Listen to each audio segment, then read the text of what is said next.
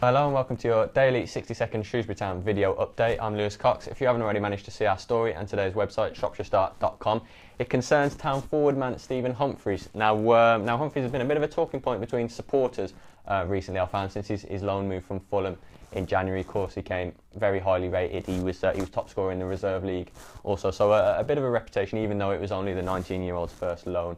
He's been in and out of Paulhurst's starting lineup, and the manager has admitted in the story you can read that he has a bit of a dilemma with Humphreys in the fact, and supporters have pointed this out too, that he's had more of an impact coming from the bench. Now, it's maybe not an uncommon thing with young strikers sort of learning their trade, but it is without question that he has looked really lively coming on as a substitute. There have been examples.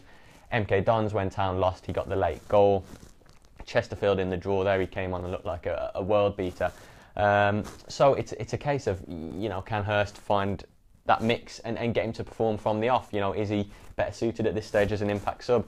That is what the boss is talking about. He has had he started in the 4-3 win against Charlton, and while he didn't score, he was particularly good. But there have been games like the Coventry 0-0 stalemate that he hasn't fared so well in from the off. So about that balance, and it'll be interesting to see how the rest of his sort of 6-month loan deal plays out. There's also in your Town coverage, Paul Hurst talking to his players about whether they want to be League Two players next season. They had a frank exchange after the Port Vale defeat last week. I haven't come here to be relegated as a manager. I haven't came here to be a League Two manager again. So well worth to catch those words there in the story and on the website. And our columnist Bernard McNally, who had his talk and say on all things Shrews and Telford, with 8 games to go left of League One, how Town have to fight for these sort of points against teams that are much above them. Most of their games are against teams in the top half, and all one's got to treat all of them like cup finals, beginning, of course, with Bolton.